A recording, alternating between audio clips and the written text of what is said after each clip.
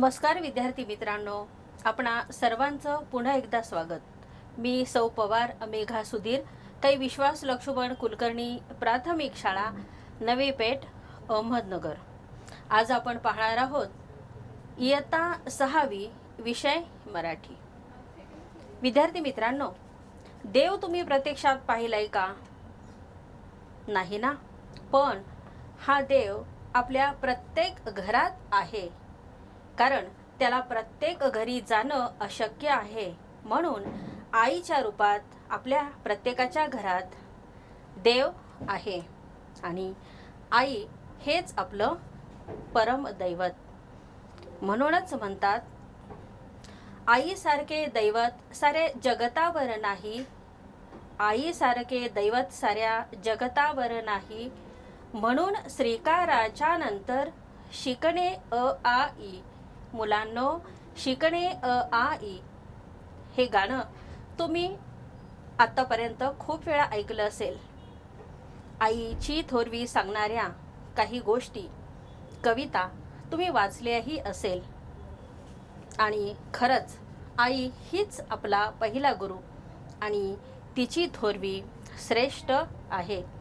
पण अशा आईविषयी कृतज्ञता व्यक्त करणारा एक मुलगा आज आपण पाठ क्रमांक 8 आणि कविता आहे माय या कवितेमध्ये पाहणार आहोत. माय या कवितेचे कवी आहे स ग पाचपोळ. काव्य रसिकांच्या मनाला भुरळ घालणारे हे प्रसिद्ध कवी आहेत. SES कनिष्ठ महाविद्यालय साखर खेरडा येथे ते मराठी व समाजशास्त्र या विषयासाठी प्राध्यापक म्हणून कार्यरत आहेत. स ग पाचपोळांची कविता हा त्यांचा कविता संग्रह. मुलाच्या शिक्षणासाठी रात्रंदिवस कष्ट करण्याची तयारी आणि आईविषयी या मुलाला वाटणारी कृतज्ञता ही भावना या कवितेमध्ये कवीनं समर्पक शब्दात वर्णन केलेली आहे. चला मग तर पाहूया ही कविता तालामध्ये. हंबरून वासराले चाटते जवा गाय, तिच्या मंदी दिसते मला तवा माही माय. हंबरून वासराले चाटते जवा गाय, तिच्या मंदी दिसते मले तवा माही माय. फन काट्या येचा याला माय जाये राणी, पायात नसे वाहन साधी हिंडे आनवाणी. इचू काट्या लेबी तिचा मोजत नव्हता पाय, तिच्या मंदी दिसते मले तवा माही माय रे तवा माही माय. सुट्टी मंदे जवा मी येत होतो घरी, उसनं पासनं आणून खाऊ घाले नाना परी. करू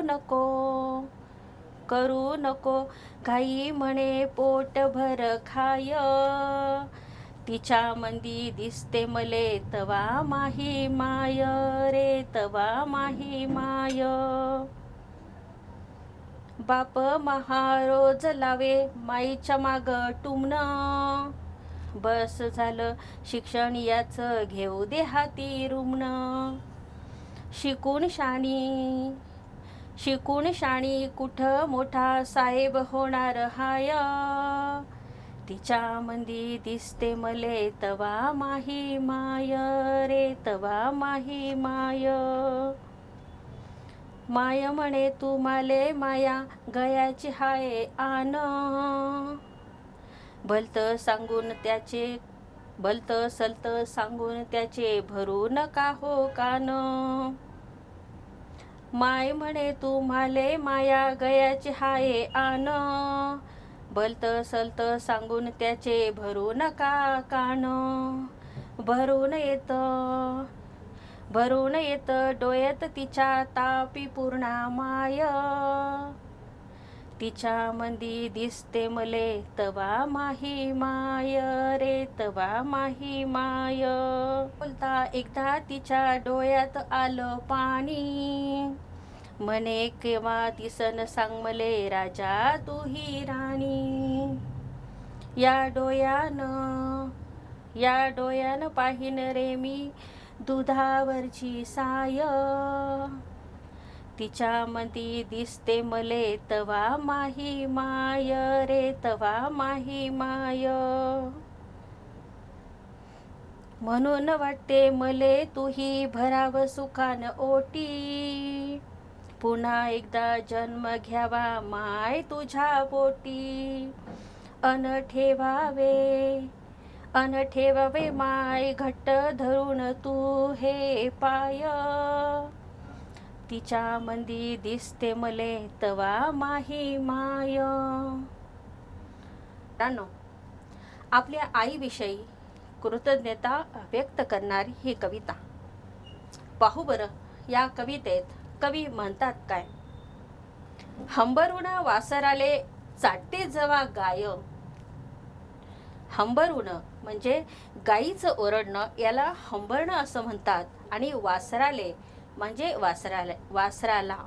विद्यार्थी मित्रांनो, ही खानदेशी बोलीतील कविता आहे, म्हणून या भाषेतील शब्द थोडेसे वेगळे आहे.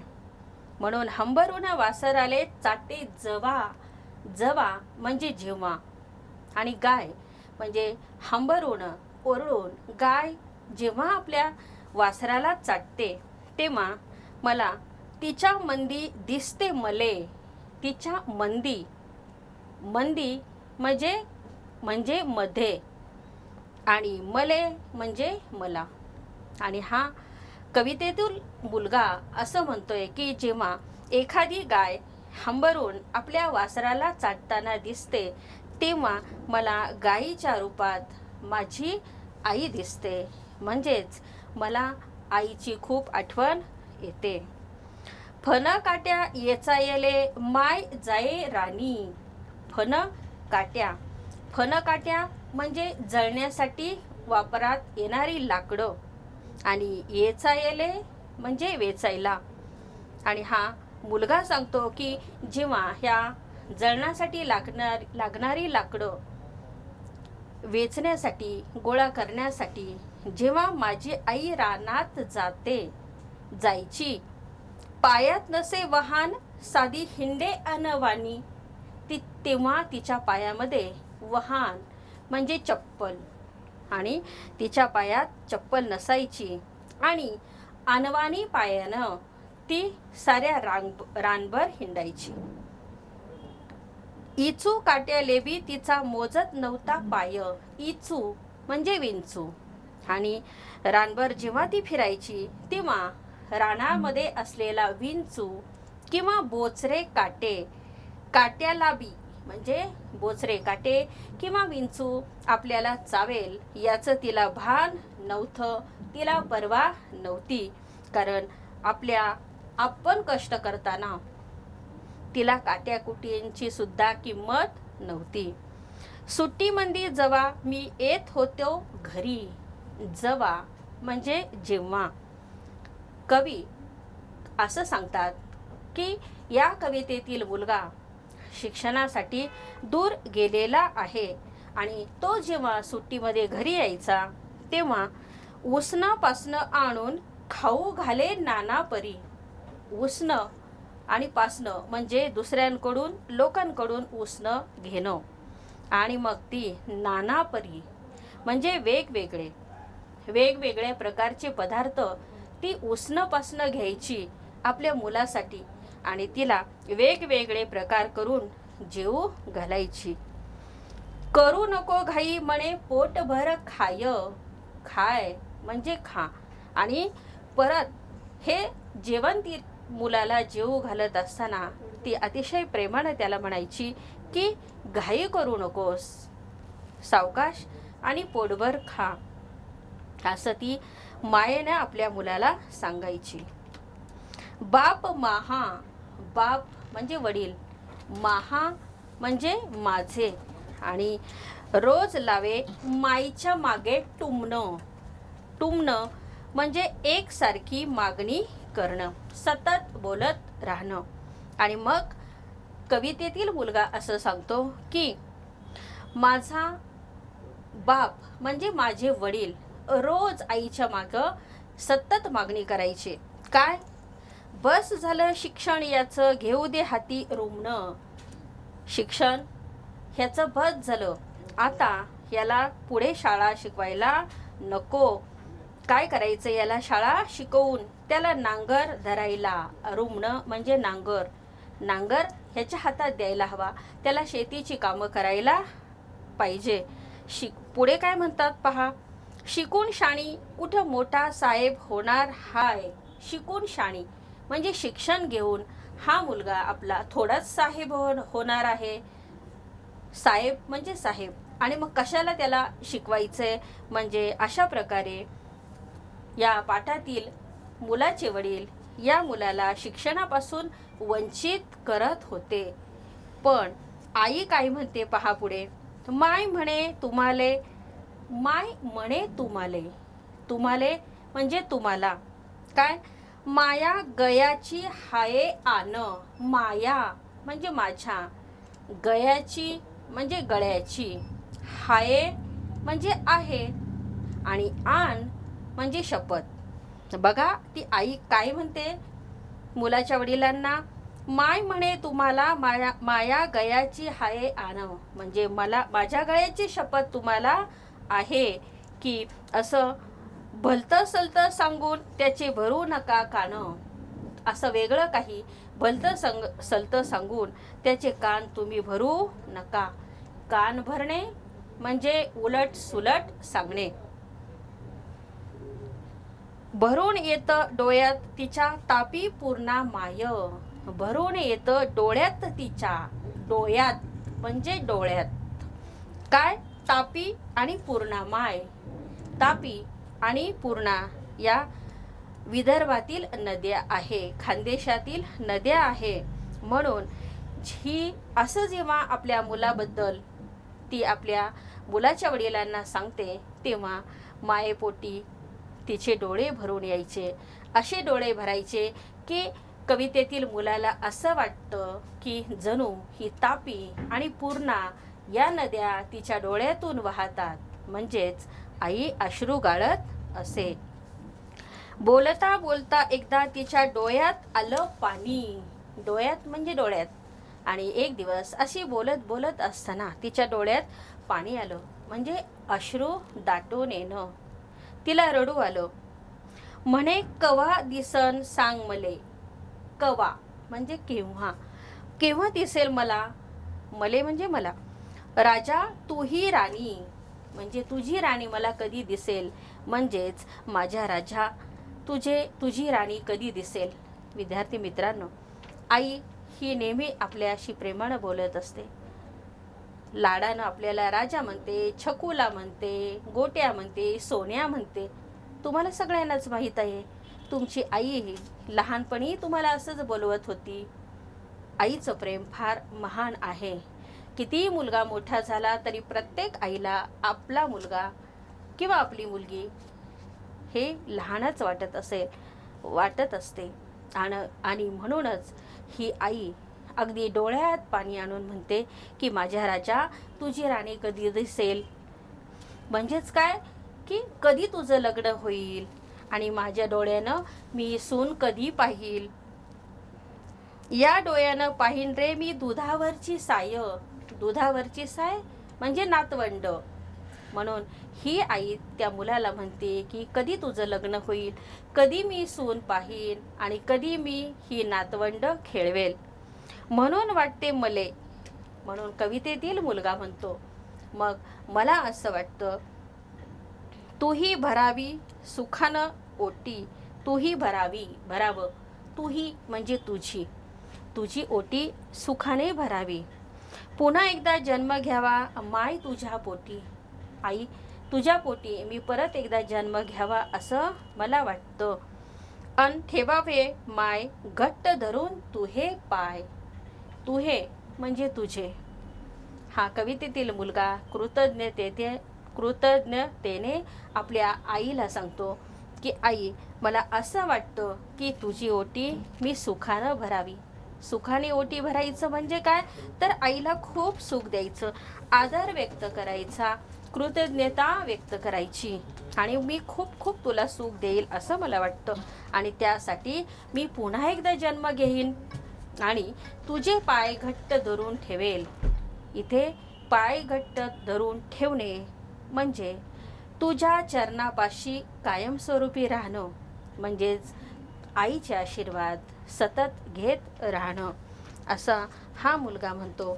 आणि हंबरून जेव्हा गाय वासराला चाटते तेव्हा या मुलाला आपल्या आईची खूप आठवण येते. विद्यार्थी मित्रांनो, पाहिलीत ही कविता आईच्या प्रेमाची महती सांगणारी.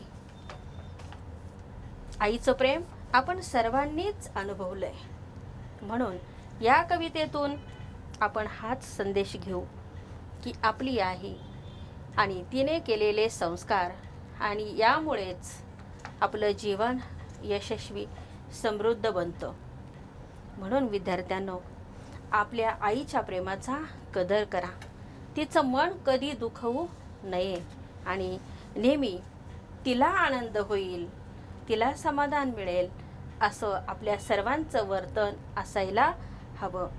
आणि माहीत आहे विद्यार्थी मित्रांनो, आपल्याकडे जरी सर्व काही असेल, खूप काही पैसे, धन दौलत, कपडे लत्ते आणि बरंचसं काही, तरी पण जर आपल्या जीवनात आई नसेल तर आपलं आयुष्य विरान होतं, त्याला काही अर्थ उरत नाही. कितीही असले तरी पण आईशिवाय आपलं जीवन व्यर्थ ठरतं, रिकामं राहतं. स्वर्ग, पृथ्वी आणि पाताळ या तिन्हींचा जरी मालक असला तरी पण जर त्याच्याकडे आई नसेल तर तो मालक असूनही भिकारीच राहतो. म्हणून म्हटलं जातं, स्वामी तिन्ही जगाचा, आई विना भिकारी. विद्यार्थी मित्रांनो, आई आपल्यावर रागवली तरी पण तुम्ही तिच्यावर रागवू नका, कारण तुमचं आयुष्य सुंदर, छान, यशस्वी होण्यासाठी ती नेहमी प्रयत्नशील असते. जणू परमेश्वरानं त्याला स्वतः येता आलं नाही, म्हणून आईच्या रूपात तोच स्वतः आहे. म्हणून आईला दैवत माना, तिची कदर करा आणि तिची सगळी स्वप्न पूर्ण करण्याचा प्रयत्न करा. विद्यार्थी मित्रांनो, या कवितेचा अर्थ तुम्ही पाहिलाय, आणि या कवितेतील जे स्वाध्याय आहेत 4-5 वाक्यात उत्तरे लिहा आणि कोण कोणास म्हणाले हा प्रश्न प्रकार तुम्ही सोडवायचा आहे. आता पाहू आपण एक प्रश्न. पहा, बऱ्याच वेळा उच्चारात साम्यता असते, म्हणजे सारखेपणा, पण त्या शब्दांचा अर्थ मात्र वेगवेगळा असतो. असंच काही आपण शब्द पाहूया. पहा, वाहन म्हणजे चपला.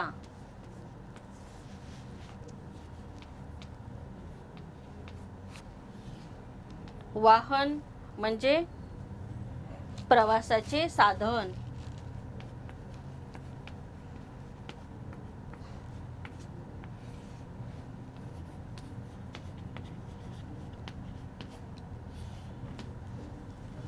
विद्यार्थी मित्रांनो, पहा बरं, वाहन आणि वाहन जवळजवळ या शब्दामध्ये साम्य आहे, पण याचे अर्थ मात्र भिन्न आहे.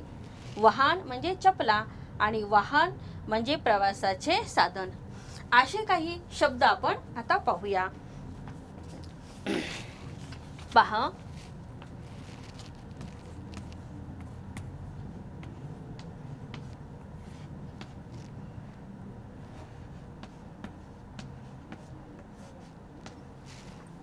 पहिला शब्द आपण पाहतोय दिन.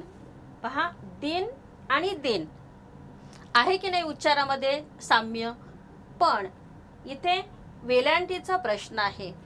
ही पहिल्या दिनला वेलांटी आहे ऱ्हस्व, आणि दुसऱ्या दिनला वेलांटी आहे दीर्घ, पण त्यामुळे या शब्दांच्या अर्थामध्ये फरक आहे. दिन म्हणजे दिवस, आणि जर तुम्ही दुसरी वेलांटी दिली तर त्याचा अर्थ होतो गरीब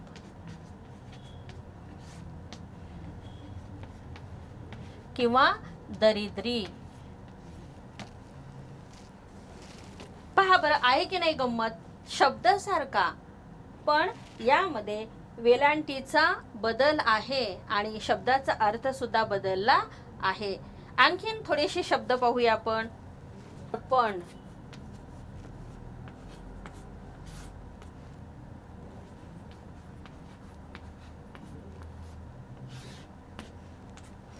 पहा उच्चारात साम्यता. अर्पण आणि अपर्ण. मग अर्पण या शब्दाचा अर्थ आहे देणे, आणि अपर्ण या शब्दाचा अर्थ आहे पानांशिवाय.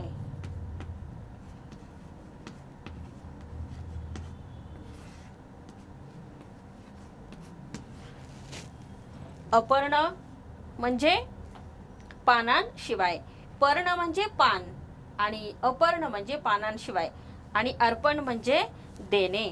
आणखीन पुढचा एक शब्द पाहूया आपण. उषा आणि उषा. पहा बरं, शब्दामध्ये आहे की नाही उच्चारामध्ये साम्यता. उषा आणि उषा, पण उषा शब्दाचा अर्थ आहे सकाळ,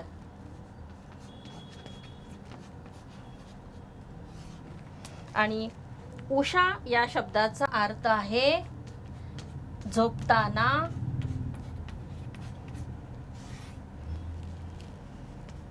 डोक्याखाली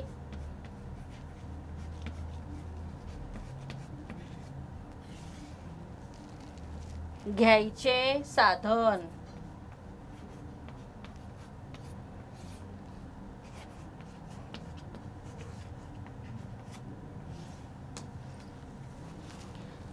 डोक्याखाली उशी घेतात ना, ती उशी म्हणजे श, आणि उषा म्हणजे सकाळ. म्हणजे शब्दामध्ये साम्यता आहे, पण त्याचा अर्थ वेगळा आहे. आणखीन एक शब्द पाहूया आपण. आणि कंपास. पहा बरं विद्यार्थी मित्रांनो, हा शब्द किती सारखा वाटतो. कपास आणि कंपास, फक्त अनुस्वाराचा फरक आहे. मग कपास या शब्दाचा अर्थ आहे कापूस, आणि कंपास या शब्दाचा अर्थ आहे आकृती काढण्याचे साधन. तुम्हाला सगळ्यांना माहित आहे.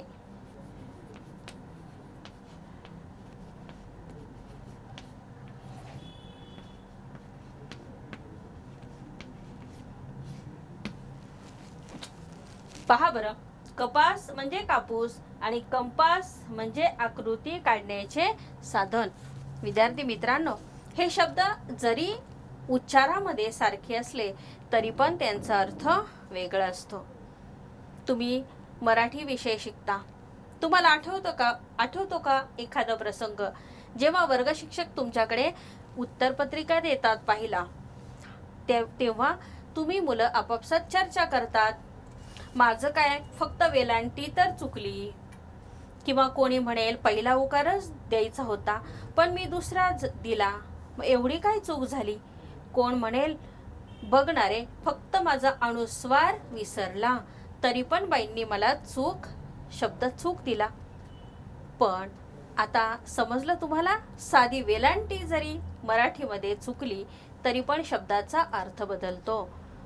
मराठीच्या लेखनामध्ये ह्रस्व, दीर्घ, त्यानंतर अनुस्वार, उकार, वेलांटी यांचं भान असायला हवं, आणि त्याला आपण म्हणतो शुद्ध लेखन. मग मराठी किंवा इतर भाषा लिहिताना शुद्ध लेखनाची सुद्धा फार गरज असते. याबाबत मी तुम्हाला एक छोटीशी गंमत सांगते. पहा,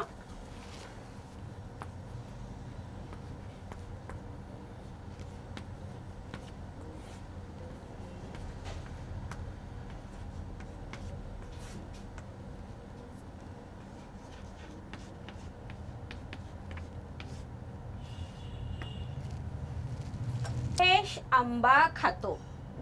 तुम्ही म्हणता ना, उकार वेलांटी पहिलेच्या ऐवजी दुसरी दिली, काय फरक पडतो?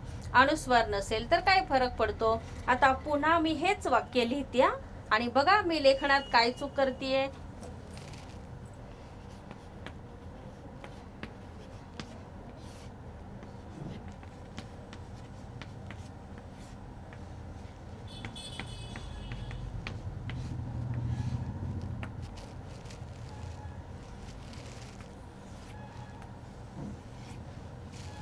वाच बरं वाक्य.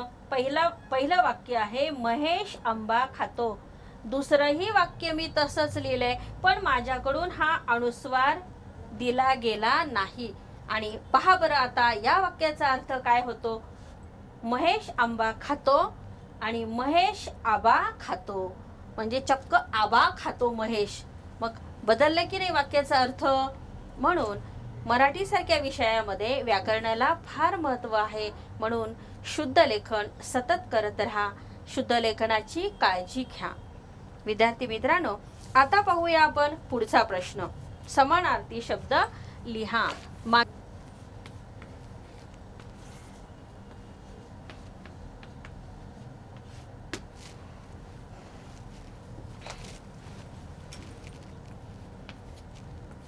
पहिला शब्द आहे माय.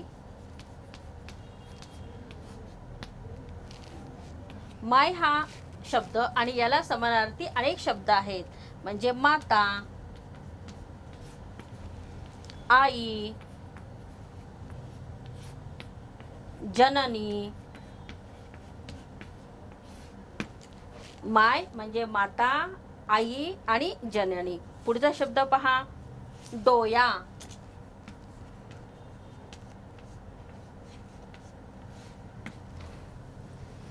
डोया म्हणजे डोळा, नेत्र.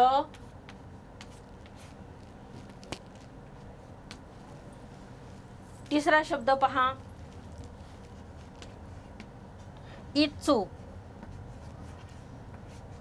इच्छु या शब्दाचा समानार्थी शब्द आहे विंचू.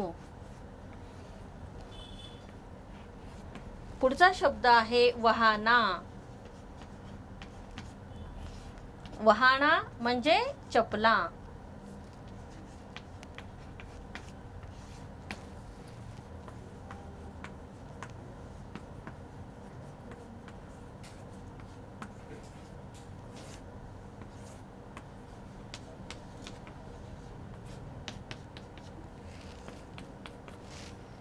पाहू बरं कोणकोणते विरुद्धार्थी शब्द कवितेमध्ये आहे.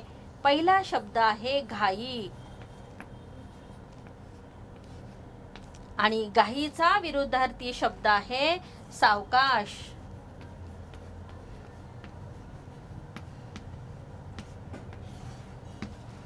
दुसरा शब्द आहे अनेकदा.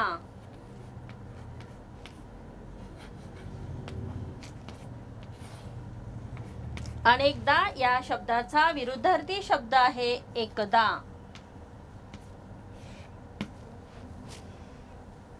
कवितेतील तिसरा विरुद्धार्थी शब्द आहे सुख.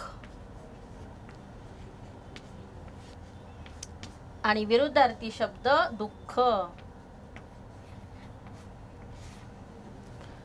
पुढचा शब्द पहा, पोटभर.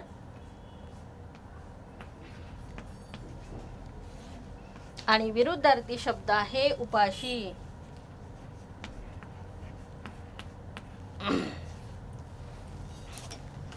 हे या कवितेतील विरुद्धार्थी शब्द. यानंतर आपण पाहणार आहोत पुढचा प्रश्न. विद्यार्थी मित्रांनो, कवितेत तुम्ही पाहिले गळ्याची आण घालणे, कान भरणे हे काही वाक्प्रचार आहे. ते आपल्या शरीराच्या काही अवयवांवर आधारित आहे. गळा आणि कान. आपण या अवयवांवर आधारित काही आणखीन वाक्प्रचार माहीत करून घेऊया. पहा बरं, अवयव घेतला गळा.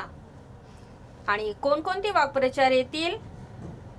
गळा भरून येणे, गळा दाटून येणे, गळ्यात पडणे, गळफास लावणे आणि गळा काढणे. दुसरा अवयव घेऊया कान. आणि वाक्प्रचार येतील कान फुंकणे, कानाशी लागणे, कान पकडणे, कान पिचक्या घेणे आणि कानावर येणे. विद्यार्थी मित्रांनो, हे असे वाक्प्रचार तुम्ही आपल्या अवयवांवर आधारित जे आहेत ते मिळवा आणि आपल्या वहीमध्ये याचा संग्रह करा. उदाहरणार्थ हात, पाय, डोके, डोळे यावर आधारित वाक्प्रचार लिहा आणि संग्रह करा. आज आपण या कवितेतील उपक्रम मी तुम्हाला सांगणार आहे. पहिला उपक्रम आहे श्यामची आई. हे साने गुरुजींनी लिहिलेलं पुस्तक तुम्ही मिळवा आणि ते वाचा. आणि दुसरा उपक्रम आहे आई या विषयावरील कथा, कविता किंवा इतर काही लेखन ते मिळवा आणि त्याचा संग्रह करून ठेवा.